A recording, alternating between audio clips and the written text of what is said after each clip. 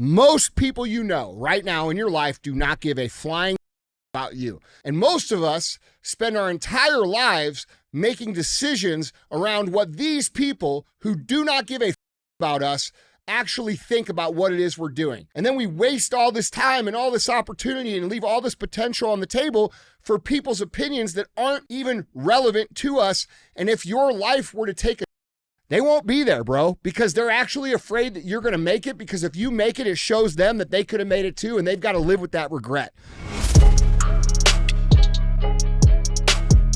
What is up, guys? It's Andy Frisella, and this is the show for the realists. Say goodbye to the lies, the fakeness, and delusions of modern society, and welcome to reality, guys. Today we have Q&AF. That's where you submit the questions, and we give you the answers. You can submit your questions to be answered on Q&AF a couple different ways. The first way is, guys, email those questions into askandy@andyfrisella.com. Or you go on YouTube on the Q&AF episode and drop your question in the comments, and we'll pick some from there as well. Other times, you're going to have CTI. That stands for Cruise the Internet. That's our society and culture show. We talk about what's going on in the world. We put topics on the screen. We speculate on what's true, on what's not true. And then we talk about how we, the people, have to solve the problems going on in the world. Other times we have Real Talk. Real Talk is just 5 to 20 minutes of me giving you something that I think needs to be heard. And then we have 75 Hard Verses. And 75 Hard Verses where someone who has completed the 75 Hard program comes on and talks about how their life was before, how their life is now, and how 75 Hard has changed the trajectory of their existence. If you're unfamiliar with 75 Hard, it is the first phase of the Live Hard program. And you can get that program for free at episode 208 on the Real AF audio feed. It's not on YouTube. It's only on audio. If you want more information than what's on the audio podcast, there is an entire book written about this called The Book on Mental Toughness, which includes the entire Live Hard program, plus 10-plus chapters and case studies on mental toughness, why it's important, how you can apply it to your life, and what it'll do for you. So if you want to get that book, you can get it on my website, andyfrisella.com. Now, I've stopped mentioning full lengths because we have this new concept for full lengths that we're going to unroll for you guys, hopefully before the end of this month. So I'll let you know when that happens. Let's see, what else? The fee? Oh, yeah, the fee. You're going to notice we don't run ads on the show. So we have this fee, and the fee is like, buy my shit. That's what it means. Like, support my companies, you know, and spread the word. That's the fee. Okay? So you're not going to hear me stop the show and read a bunch of shit that I don't use. I'm not going to answer to advertisers' thoughts about things I say. I pay for this show out of my pocket, produce it for you guys, and try to bring you guys real stuff. So in exchange for that, I just ask that you share the show out. And we call that paying the fee. So don't be a hoe. Share the show. All right. What's up? What's going on? It's Monday. Yeah, it is. Not when we're recording this. No, it's actually Friday. It's actually Friday, but it will be Monday. Yeah, but we'll pretend it's Monday because they're listening on Monday. So Chiefs won. Oh, did they? Yeah. Really? That's my prediction. You think so? I think so. I think the Chiefs going to win 27-14. Really? Man, I don't know what's going to happen.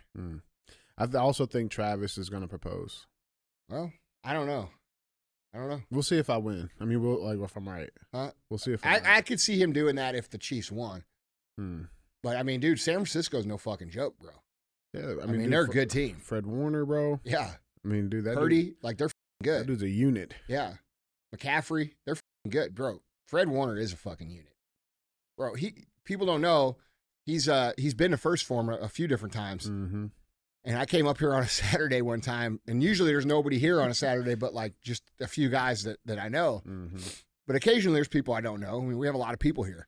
And, bro, I walked in the locker room, and the biggest fucking dude I've ever seen, it looks like Zeus. Just a massive man. Standing in there, and he's he's wearing his hair in a pineapple, so it makes him look like he's 6'9". And and this dude looks like he's just chiseled. Like a statue, dude. And I'm just like, I'm gonna go over here and hide. I'm gonna change the quarter. Like, I felt like I was back in high school, bro. Right. Freshman year. Yeah, dude. That is a grown man. Oh, hey, listen. Could you imagine getting hit by that dude? I don't want to imagine. You ever watched him play? He's everywhere. That's the craziest thing. So I taught him how to play blackjack, right? Yeah. When we were at your house. Nicest guy you can ever, like, just nice. Bro. Dude's like, he's awesome. Amazing dude. When he gets on that fucking field, though, bro, He's like an animal. I don't know that guy no more. Bro, the guy's so physically dominant that he's like having a good time out there. He's smiling. Yeah, he's laughing, having a good time, just killing motherfuckers. I don't know what game it was. He laid somebody out. Like, he chased him, like, hawked him down, laid him out, and then, like, zoom in on him, and he's just smiling. Yeah. Yeah, like, bro, I just don't. That's a different level of, like, yes, I intensity. think he's such a physical, fast, big dude that, like, this is just a fucking game. You know what I'm saying? Yeah. Like, I don't know. That's an impressive dude. Yeah. I actually, it'd be cool to see him win. Yeah. No, it'd be awesome, Super man. cool. I'm tired of seeing the Chiefs in there, man. I'm not. But, I mean, I wouldn't be. Is that bitter of me? No, not really. They're getting annoying a little bit. Like, I like the Chiefs, but, like, the off-field stuff is starting to get on my nerves. Yeah. Like, winners win. You can't deny the winning shit. Like, winners and win. By this time, everybody's going to know what happened. This conversation's going to be pointless anyway. Yeah. It's fine. But I like when they just didn't they didn't gel this year, man. No. They're real lucky to be in the Super Bowl. And if they win, that's a great season for them because it wasn't their best. Mm-mm. But yeah, we'll see what happens. Yeah, we'll see, man. I'm not going to make a call, bro, because I really don't know. Like, I really think it's going to be a pretty good game. We'll see. Yeah. See what Vegas. Mahomes is a winner, bro. That's the thing. Yeah, dude knows how to win, and I think he's going to end up being one of the greatest players that ever played any sport ever. So, yeah, we'll see. We'll see about that. Yeah, we'll see. Well, you already know the answer. Everybody knows already. Yeah, Yeah, we're just talking shit. Yeah. That's all right. Yeah. Let's get into it, man. I got some good ones for you. Oh, you do? I do. All I right. pulled them out. Yep. Guys, Andy, question number 1. Andy, I'm 41 years old, and I've lived through the boom of social media successfully, never giving in to the urge to join any platform at any time. In my 20s, it seemed like a burden, but given how much we've seen its negative impact on society and its terrible effects it has on our younger generations, it seems to be a blessing in hindsight. I was able to be a successful entrepreneur without it, doing business locally the old school way through hard work and personal relationships. I'm now a successful entrepreneur with a great company here in St. Louis. My real question is, how the hell do you get your message out to people these days without social media? I'd like to run for local office at some point in the near future, but am normally opposed to these platforms. Also, I'm not a hoe. I share your show through links to friends with coworkers, but I feel like that's incredibly inefficient. As a man who has built a lot, not all of his success as being an early adopter of social marketing, what would you do today to spread your message as if you didn't have any of these tools? Well, first of all, as much as I don't like the tools of technology and as much as I believe that they have degraded culture and humanity, and I talk about this often, it's still, in my opinion, a requirement if you're going to be successful in business. I think you can do well and do okay without it. There's lots of people that do. I think here's what you could survive without it and you could do okay, but there's a level that you're going to have a hard time reaching because the ability to reach the amount of people that you can on social media with little to no cost is unprecedented in human history. So it's a huge advantage for business. And when I talk about technology, I have to weigh the benefits of, all the good stuff that is brought into my life and brought into the business world and entrepreneurship and the opportunities it's created with the amount of damage that it's created in, interpersonal relationships, culture, humanity as a whole. And when I weigh those things out, it's my opinion that the cost has been more than the benefit. And that's just my personal opinion from observing all of it. Now, with that being said, I want to win, okay? And this is why I tell you guys with AI, they're going to put companies in a position where they're forced to adopt it.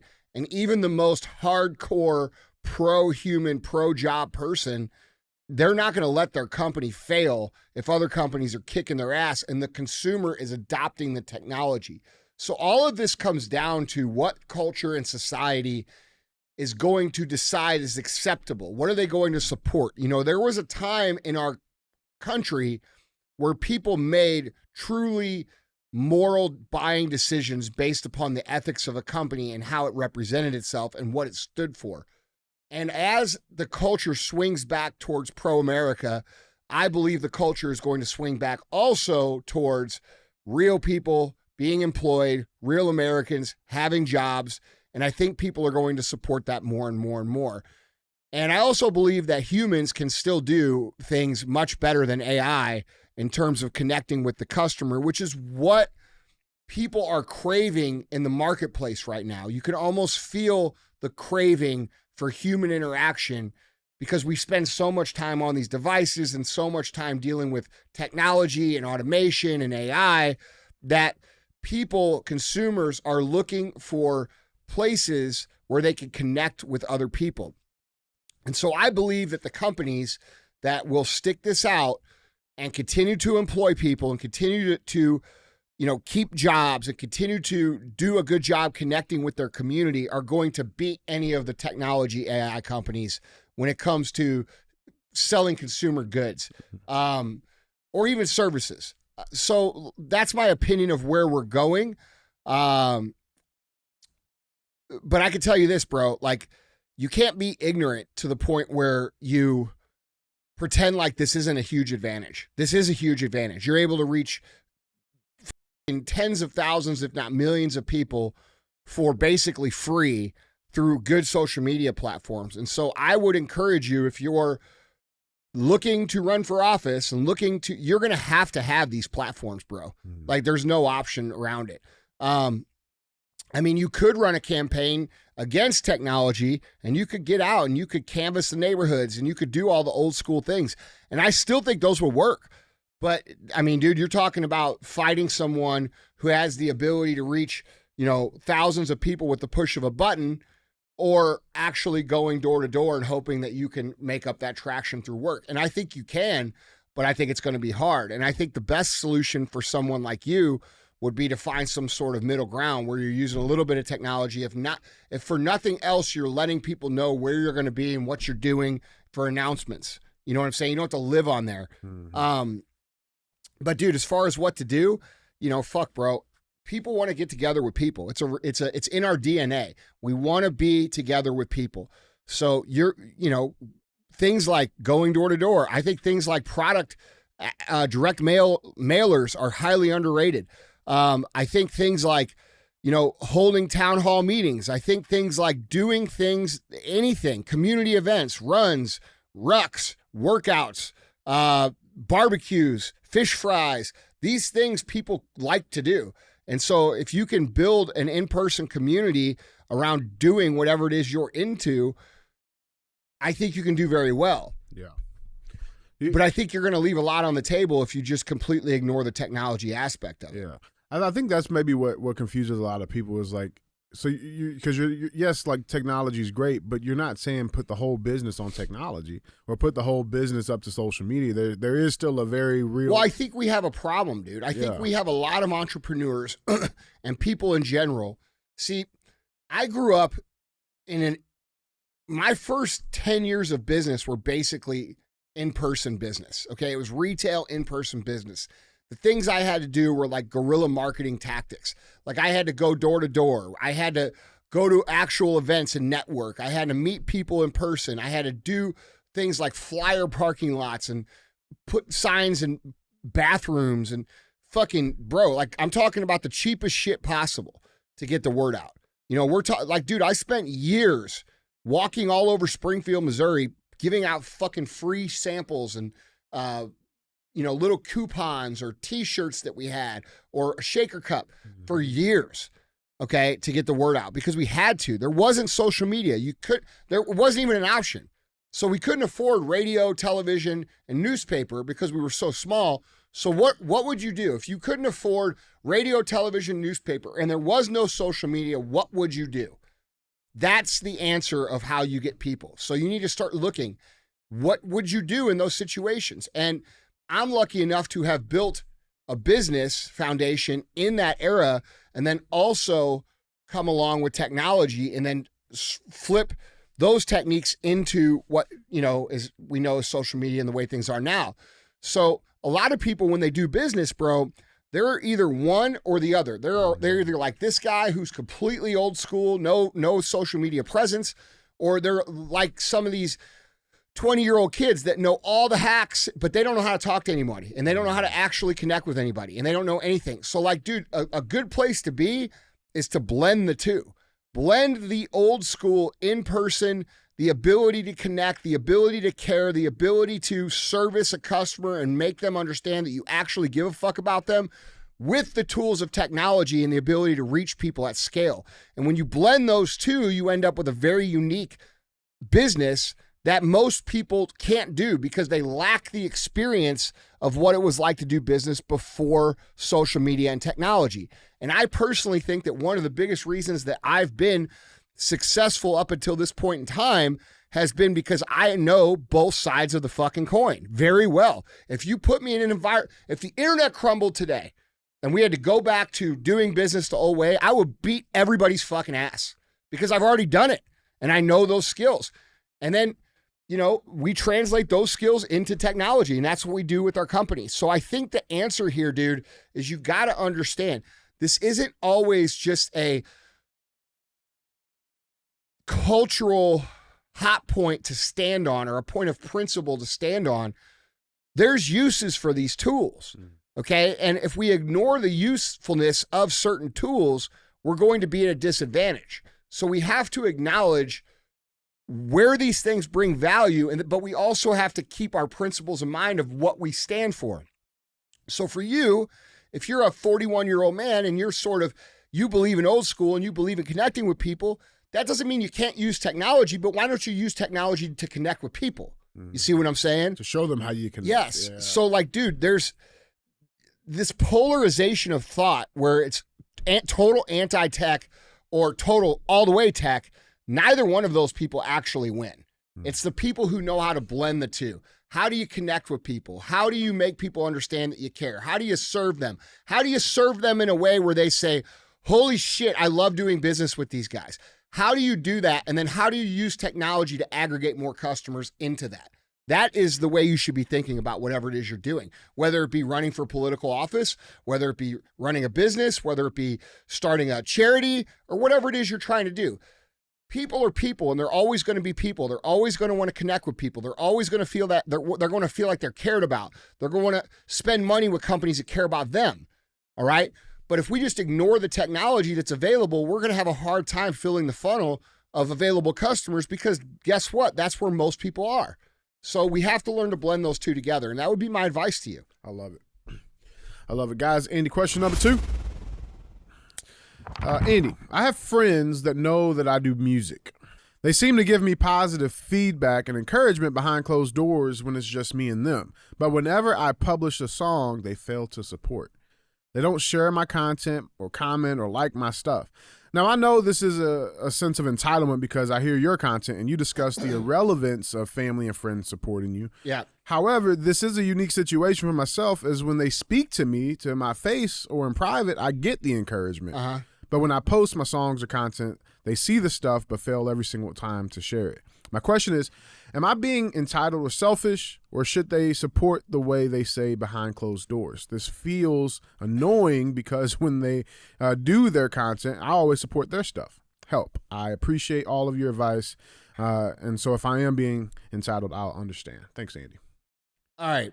So there's a couple things that could be going on here, and none of them you're going to like. All right. I got this little coin over here. It says mercy or no mercy. Oh, right? Just put it on the wrist. It says mercy. All right. All right. So I'm going to be nice. I'm going to be nice about it. But here's, because I could very easily be not nice, but I'm going to be nice about this. All right. Most of us think we're better than we are. All right. Most of us think our art is better. Most of us think we're better at business. Most of us think we're better in shape. Most of us, when we're creating something, we think we're better than we are. And when our family and friends see us doing these things because they care about us, they will encourage us. But here's the thing, bro. The people closest to you will not support you until other people are supporting you. I don't know why it's that way, but it's that way. When I was in business coming up, bro, nobody really ever yes, my brother, my dad, close people to me, they supported. But like people that I was very good to, people that I was friends with, people, they would giggle, they would laugh, they wouldn't support us publicly. They kind of snickered. And it wasn't until it was very clear that I was going to do something that then those people came around. All right. So let's break this down to what this could be. Okay. First of all, you could not be good enough. Your shit might not be good enough. Your shit might just need more work in order for people to like it. And that's a very real option for you to consider, because our friends and family will tell us we're doing great whenever we're really not that good, right? We're over here painting a picture and they're like, holy shit, dude, that looks like Bob Ross. Yeah, Picasso, I like it. Yeah, and it fucking doesn't, right? You put that shit out and people laugh. Yeah. So we can't take our friends and family's encouragement to heart because it's not real. They're biased, all right? So that's one thing. You may need to get better. I bet you do, okay? Because we all need to get better, and that's no offense to you. Secondly, you're battling human nature, all right? Nobody wants to be the first person to say that's cool shit, and very few people can do that, all right? So most people wait until something is very obviously going to be successful or very obviously going to be cool to jump on the bandwagon. This is why your friends, your family, the people closest to you will not start to encourage you until they see strangers encouraging you, which is counterintuitive, and it makes us scratch our heads like, shit, why is it this way? It's just that way. These people are reminded every single day that they're not doing anything relevant. They're not trying anything relevant. They're not even attempting to be anything more than what they are. And because you are, they will pretend to support it, but they won't support it in public. All right. But once you get to a point where you're kicking ass and everybody's starting to think you're awesome, then all of a sudden, bro, it goes from them not supporting and they start showing up at your shit. They show up at your shop. They show up, they buy your products, and they start saying this shit. Man, I always believed in you. I'm so proud of you. And you're thinking like, if you always believed in me, how come you never shared my shit back in the day? How come you never helped me out? How come you never had a conversation with me? How come you never gave me any good advice? Why'd you laugh at me? Why'd you make fun of me? Why'd you make those smart ass remarks if you always believed in me? Because, bro, that's what happens. These people fucking come around, and they only come around once you're so obviously going to do it. And by that point, you won't care that they're there. That's the thing. So we greatly overemphasize the effects of other people's belief on us, falsely thinking that we need their belief to be successful. The people closest to you will never actually believe in you until you are very clearly going to win, and then they will come back around and support you. And some of them never will. So it's actually irrelevant. So the point here is you've got two things going on. One, your shit's probably not good enough yet. All right. So you need to keep getting better. And two, you're dealing with human nature. People aren't going to support you until it's very obvious that you're going to win. Are you being entitled? Yes. Okay. You can't expect people to push you out. You've got to make it happen on your own. You can't depend on anybody. Here's the reality of people in your life, just so we're clear. Most people do not give a fuck about you. Okay. You're going to realize this one way or the other along the way in life. Most people you know right now in your life do not give a flying about you. They might be your friend. They might be cool to hang out with. They might be cool to go to dinner with. You might go on vacation with them even. At the end of the day, your life falls apart. Those are not going to be there. They are not going to be there for you. All right. You might have 2 or 3 people in your life, if you're lucky, that you can count on if shit goes wrong. Okay.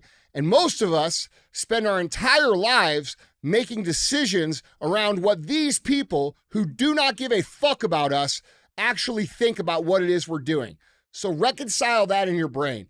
We live our entire lives surrounded by people that don't give a shit about us, and we make our decisions based upon what we're going to do, what we're going to create, and who we're going to become on the opinions of people that probably won't be in our life in 5 to 10 years. So we get scared they're going to make fun of us. We get scared they're going to laugh. We get scared they're going to criticize. And so we do nothing. We just hang out with them and do the same shit.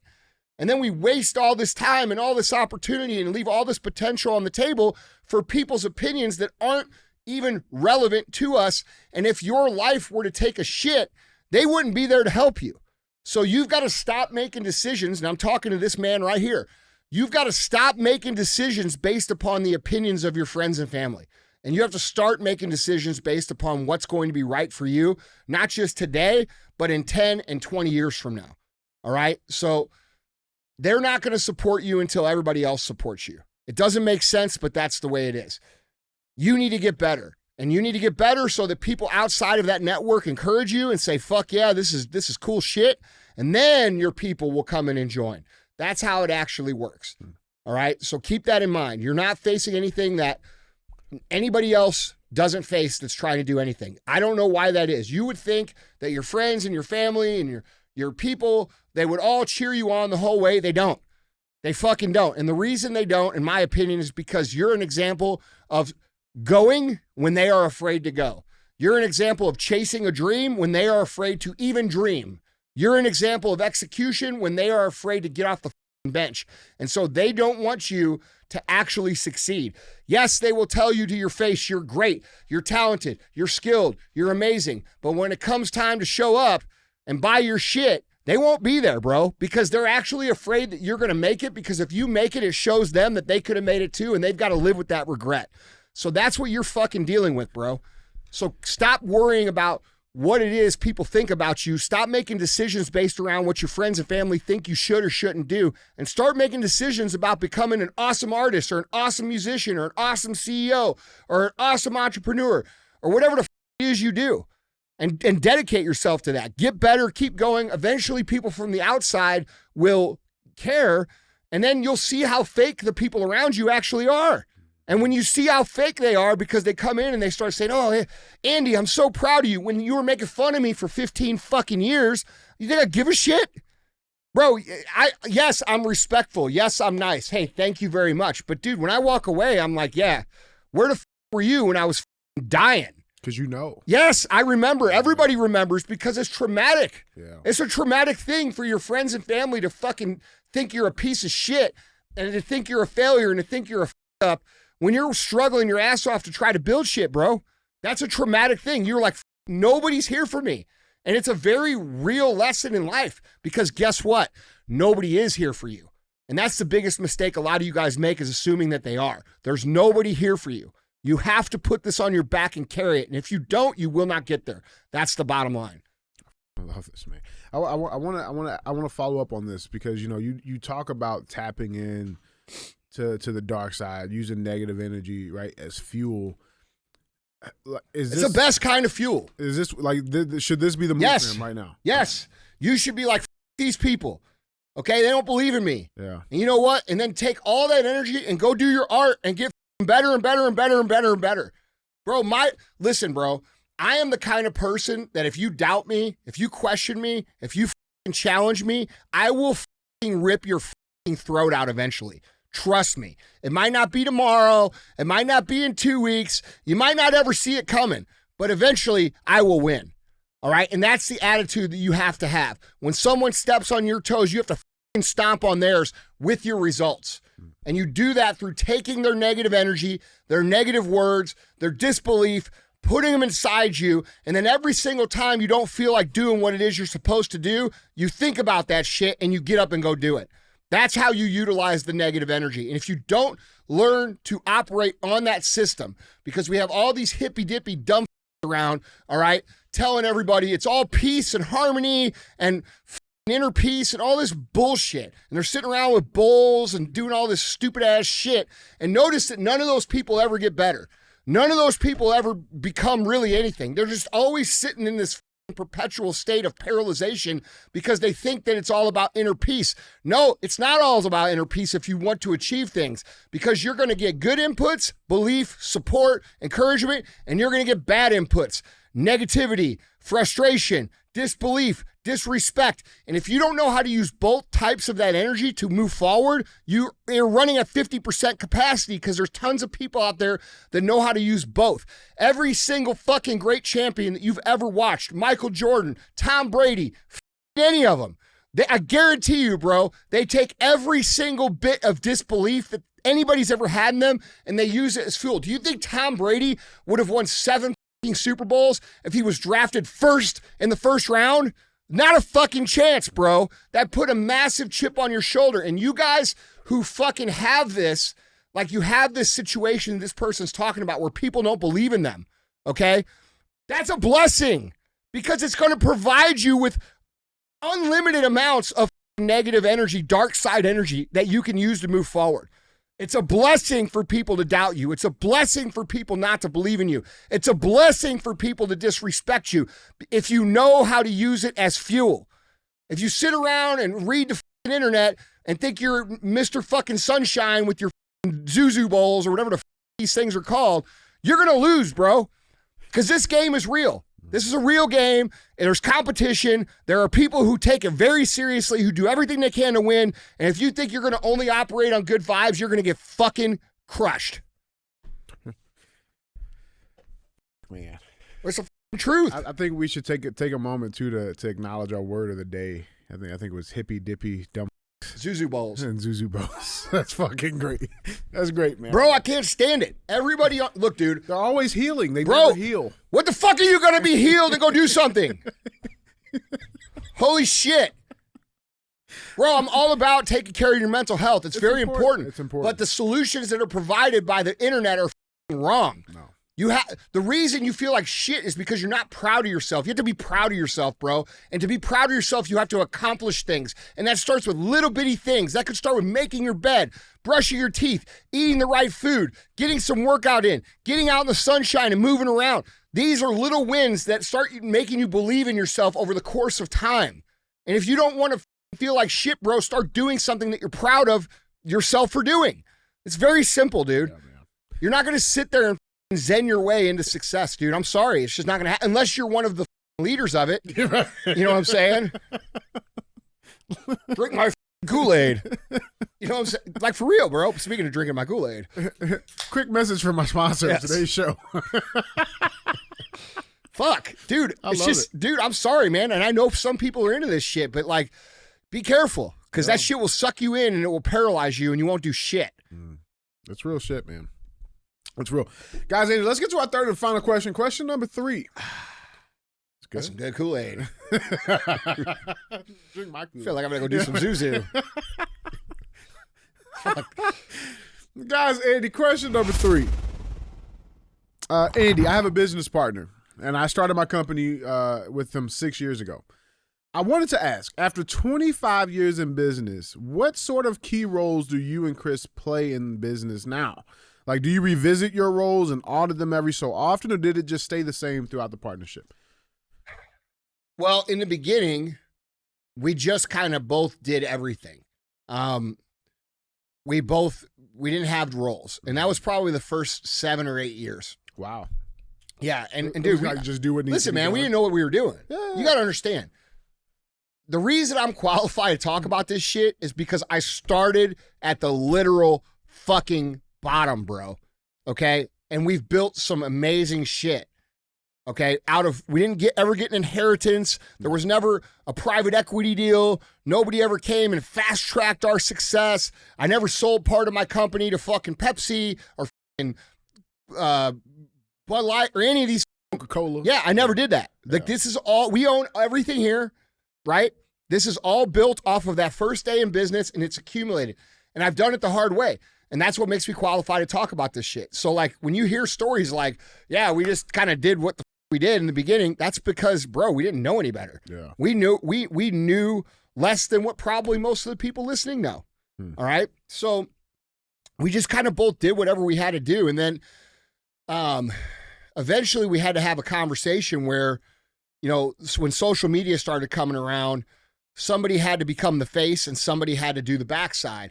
And right around that time was when Sal joined in with us and we started First Form. So that's when the roles got a little bit more defined. Sal at that time was doing the sales. I was running the company and being the face, and Chris was running the back end. And that went for both S2 and First Form.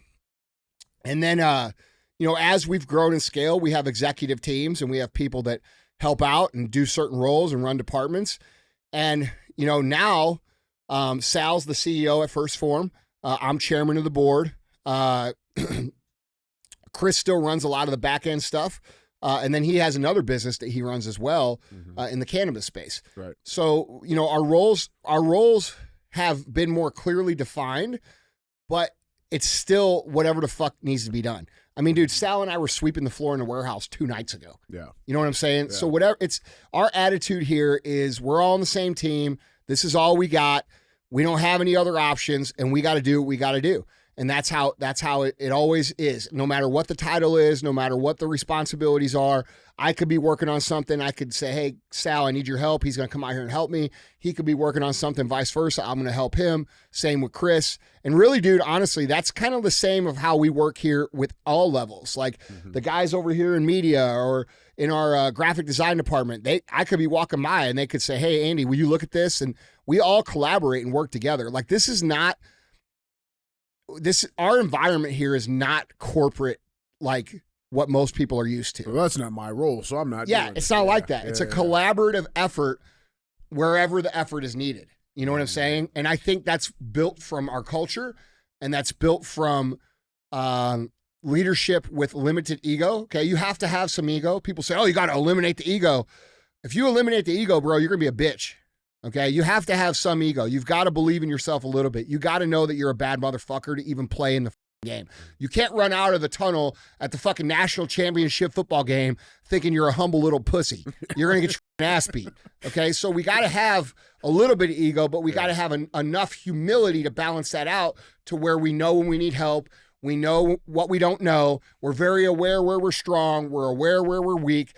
And so you want to have a balance like that. And I think that collaborative culture exists through all of our employees here at the company, you know? Yeah. At the companies. I think when people need help, they ask. When we can offer help, we offer it, and we all work together. And I don't think there's the titles here, I think, mean a lot less than what they would mean at a normal company. Anywhere else. Yeah. I would agree with that. Let me ask you this. Yeah. Would you, in the early days, or I mean, even now, has there ever been a point in time where it's like, okay, a role or responsibility, a job has come up and nobody wants to do it? How does it get done? Like, it's not your forte, it's not Sal's, it's not Chris's. Like, how does that work? We figure it out. Yeah. Somebody jumps in and says, I'll handle it, and they handle it. Maybe that's me, maybe that's Sal, maybe that's somebody else, maybe that's one of you guys. Yeah. I mean, just like how we operate here on the podcast team, there's lots of stuff we don't know, and what do? We figure it out. Figure it the fuck out. Yeah. And, you know, we got lots of people who want to win. I think when you have people who are aligned where they want to create a certain end result, it's not too hard to get people to contribute. And taking initiative is one of our core values in our culture. And taking responsibility is also another one. And those are like, if there's a problem, I got to take responsibility for that and take the initiative to correct it. If we don't know how to do something, we got to learn how to do something. And I think a lot of people hold them back because they cap off what they know. They say, well, that's not my expertise, or that's not what I'm good at. And really, that's just them saying, I don't want to do that. I don't want to do that, because we all have the capacity to learn. Like, if you have employees and they answer you with, well, that's not really what I'm good at, or that's not my expertise, you got the wrong employees, bro. Because I didn't go to college for this. That's right. The right employee, the right leader, the right CEO is going to say, you know what? I'll fucking figure it out. And if you want to know how to create value, you know, we got a lot of entrepreneurs here that listen to the show. You want to know how to create massive value, dude? Be the kind of person that can take responsibility and figure it out and see it through to solution without having to be directed. If you can take the initiative and take the initiative to solve the problem, take the responsibility to make the problem yours, own it, find the solution, and see it through to the end, bro, you become an invaluable asset to any company you work for. And if your company doesn't value that, like if you do that and your company doesn't value that, there's lots of companies that will pay big money for that. We're one of them, by the way. You know, one of the things that you have to be able to do, bro, if you want to be successful as an entrepreneur, is you got to know basically 3 skills. You got to know how to lead and manage, you got to know how to sell, and you got to know how to own problems and find the solutions and do it without direction. If you can do those 3 things inside of a company, your payroll can really almost be whatever it has to be, because it's a fucking impossible skill to find in the workforce. It's impossible. Most people won't do any of those 3 things, and they want the big check. Most people can't manage. Most people can't lead. They can't sell. And most people won't take on problems because they're lazy and they just want to collect a fucking check. And those 3 kinds of people need to get the fuck out of your organization if you want your organization to win. Yeah, and then ask you for a raise on that back end. Of course. Yeah. Yeah. Listen, man, this is part of the woke culture corporate environment that exists today.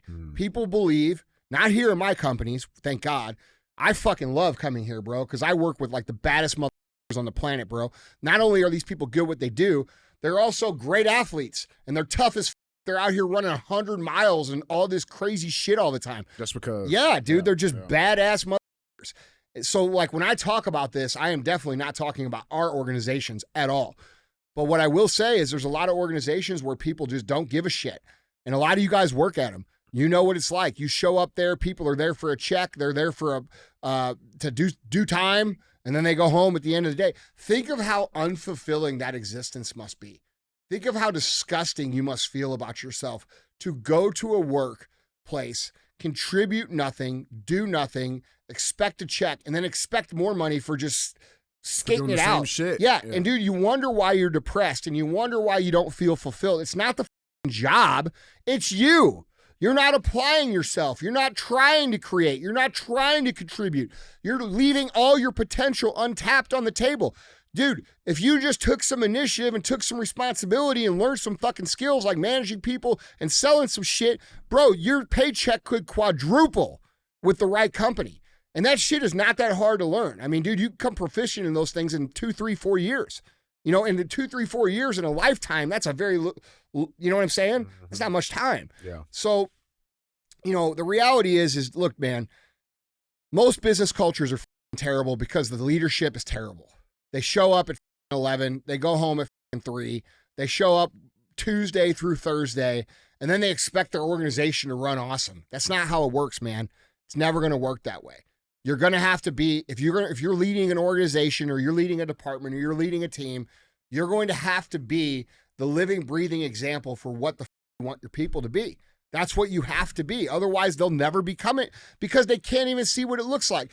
This is what I'm talking about, too, when I talk about personal excellence being the ultimate rebellion. A lot of people laugh at that. They're like, oh, that's some corny shit. Okay, and broke motherfucker. You know what I'm saying? Right. Here's the reality. Personal excellence has to exist. It is an obligation for us because when people observe it, they start to become it. How could someone become anything that they don't observe? And you take this same idea that we talk about culturally, especially on CTI, with, you know, being fit, being intelligent, being someone who's financially successful, being someone who treats people right, being someone who gets engaged in the community, being all these things that we talk about when we talk about personal excellence, okay? And then take that same idea and put it in the leadership inside of your company. If you're not operating on that standard and they don't observe what it looks like with their own eyes, not what you say, what they see, they will never become what it is you want them to become. So a lot of you leaders out here that, you know, you say, oh, I got all these problems, my employees suck. No, bro, you fucking suck. Because if you were the shit, they'd all be the shit. Most people want to be good. They just don't know what the fuck it looks like. They can't identify it because it's so rare. This is the same problem we have in our country. Our country doesn't give a fuck because nobody gives a fuck. It's going to take certain people stepping up and saying, you know what? I care. And I don't care if anybody else cares. I don't care if anybody else in my neighborhood gets their ass in shape. I don't care if any of my friends give a shit. I'm going to be better. It has to start with one person, and that one person is always you. And when you change the epicenter of your energy, which is you, your entire environment changes. The people around you change. They get better. Their attitude changes. And all of a sudden, you've got a team of people that are working towards a common thing. And if nothing else, you're not surrounded by a bunch of fucking hack losers. Okay? So, like, dude, you are the epicenter of your environment. And when you change, your environment changes. And that comes down to taking responsibility, taking initiative, and becoming the example that you want to see in your environment. And whether you're leading a company or whether you're just trying to be a good parent and a good example or a good dad in your neighborhood, the principles are the exact same. I love it. Yeah, they're the same. I love it. I love it, man. Well, guys, Andy, that was 3. Yep. All right, guys. Appreciate you guys. Go pay the fee.